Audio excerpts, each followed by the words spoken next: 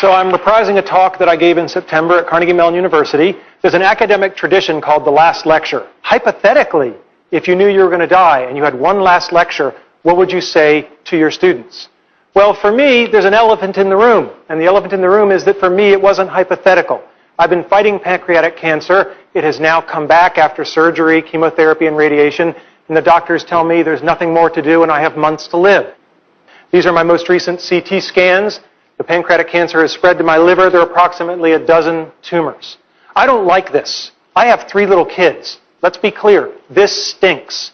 But I can't do anything about the fact that I'm going to die. I'm pursuing medical treatments, but I pretty much know how this movie's going to end.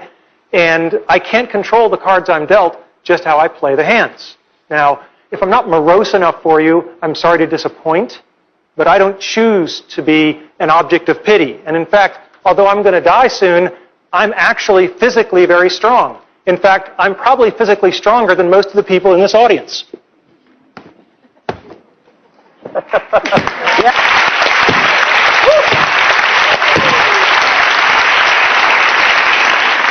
So, today's talk is not about death. It's about life and how to live. Specifically about childhood dreams and about how you can try to achieve them. My childhood dreams, your childhood dreams.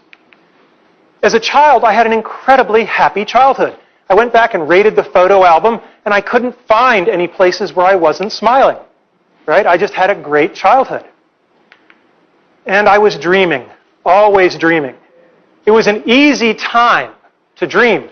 When you turn on your television set and men are landing on the moon, anything is possible. And we should never lose that spirit. So what were my childhood dreams? Being in the National Football League. This is one of the childhood dreams I didn't achieve. All right? And it's very important to know that if you don't achieve your dreams, you can still get a lot by trying for it. There's an expression I love, experience is what you get when you don't get what you wanted. Now, I played Little League football for a long time, and I had a phenomenal coach, Coach Jim Graham, and he was old school. When I was at a practice, he rode me all practice. You know, you're doing it wrong, go back, do it again. You're sloughing off, you owe me push-ups. Just for 2 hours, it was relentless. And after practice, one of the assistant coaches came up to me and he said, yeah, Coach Graham rode you pretty hard. And I said, yeah. And he said, that's a good thing, because it means he cares. When you're doing a bad job and nobody points it out to you, that's when they've given up on you. And that's something that's really stuck with me, is when somebody is going to ride you for 2 hours, they're doing that because they care to make you better. So, next dream, Walt Disney Imagineering. When I was 8, my family took the pilgrimage to Disneyland in California. And it was this incredible experience, the rides and the shows and the attractions and everything. And I said, gosh, I'd like to make stuff like that when I get older. So I graduated from college and I tried to become an Imagineer. These are the people who make the magic. And I got a lovely rejection letter. And then I tried again after graduate school. And I've kept all of these rejection letters over the years. They're very inspirational. But then the darndest thing happened. You know, I worked hard, and I became a junior faculty member, and I specialized in doing certain kinds of research. That's me. And I developed a skill that was valuable to Disney, and I got a chance to go there, and I was part of an Imagineering team, and we worked on something called Aladdin's Magic Carpet Ride. And it was incredibly cool. However, it took me over 15 years to do it, and lots of tries. And what I learned from that is that the brick walls that are in our way are there for a reason. They are not there to keep us out. They are there to give us a way to show how much we want it. If you're going to have childhood dreams, I recommend you have good parents. I lucked out. I have great parents. This is my mother on her 70th birthday. I am the blur in the back. I have just been lapped. This is my father on his 80th birthday. There is this notion of have fun all the time. Have a sense of fun and wonder. That should never go away. All right? My dad, what an incredible guy. He fought in World War II. He was clearly part of the greatest generation. Sadly, my dad passed away a little over a year ago. And when my mother was going through his things, that was when she discovered that in World War II, he was awarded the Bronze Star for Valor. In 50 years of marriage, it had just never come up. There's a real lesson in humility that I can learn from my father there. Now, my mother. Mothers are people who love you even when you pull their hair. And this was the kind of relationship I had with my mother. And my mother, speaking of humility, was always there to keep me in check. When I was going through graduate school and I was taking really hard examinations, I was home pretty much complaining and whining about how hard these PhD tests were. And she just patted my arm and she said, "We know how you feel. Just remember that when your father was your age, he was fighting the Germans in World War II." And then the day came when I got my PhD, and I was so proud, and my mother introduced me to everyone as, "This is my son. He's a doctor, but not the kind that helps people." Probably the most wonderful thing my parents did was they let me paint my bedroom. I said one day, "I want to paint stuff on the walls." And they said, "Okay." So I had a rocket ship, and we lived in a ranch, so I wanted an elevator. I wasn't sure where it would go. And yeah, you can tell the nerds early, so that's the quadratic equation.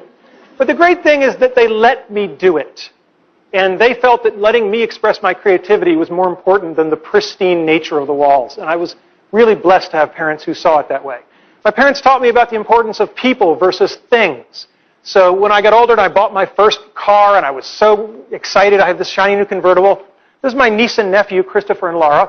And every month I'd take them for a weekend, so my sister and her husband would get a little break, and we'd go off on adventures. And I'd just shown up with my new car, and my sister's explaining to Chris and Laura, "Now it's Uncle Randy's new car, you can't get it dirty, da-da-da-da-da." And they're just cracking up laughing, because over her shoulder, I'm casually opening a can of soda and just emptying it on the back seat. And they come running over. My sister says, "What are you doing?" And I said, "It's a thing. It's just a thing." And I'm really glad I did that, because at the end of the weekend, as I was driving them home, little Chris, who was about 8 at the time, had the flu, and he threw up all over the back seat of my car.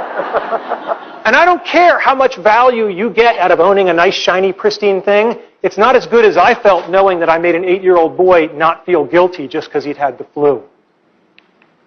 Next thing, you better decide early on if you're a Tigger or an Eeyore. Tiggers are energetic, they're optimistic, they're curious, they're enthusiastic, and they have fun. And never, ever underestimate the importance of having fun. I am dying soon, and I am choosing to have fun today, tomorrow, and every other day I have left. If you want to achieve your dreams, you better work and play well with others, and that means you better live with integrity. Simple advice that you'll find hard to follow, just tell the truth. Second thing, when you screw up, apologize. There are a lot of bad apologies in America. A good apology has 3 parts. I'm sorry. It was my fault. How do I make it right? Most people skip that 3rd part. That's how you can tell sincerity. The last thing is that we all have people that we don't like, that have done things we don't like, and what I have found is no one is pure evil. If you wait long enough, they will show you their good side. You can't make them do it in a hurry, but you can be patient. Show gratitude. When I got tenure as a young faculty member, there were about 15 young kids who'd been working in my research lab. I took them all down to Disney World for a week on my nickel. And one of my colleagues said, "This must have cost you an arm and a leg. How could you do it?" And I said, "These kids just worked day and night for years so that I could get the best job in the world for life. How could I not do it?" I mean, gratitude is a very simple thing, and it's a very powerful thing.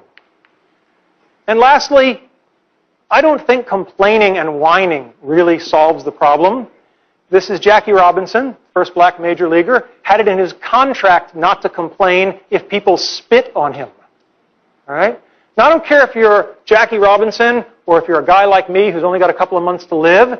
You can choose to take your finite time and energy and effort, and you can spend it complaining, or you can spend it playing the game hard, which is probably going to be more helpful to you in the long run. Now, I told you this is part of the lecture series at Carnegie Mellon University. And it's important for you to know why I gave the talk. Okay? The talk isn't just about how to achieve your childhood dreams. It's much broader than that. It's about how to live your life. Because if you lead your life the right way, the karma will take care of itself. The dreams will come to you. If you live properly, the dreams will come to you. I think it's great that so many people have benefited from this lecture. But the truth of the matter is that I didn't even really give it to the 400 people at Carnegie Mellon who came. I only wrote this lecture for 3 people. And when they're older, they'll watch it. Thank you.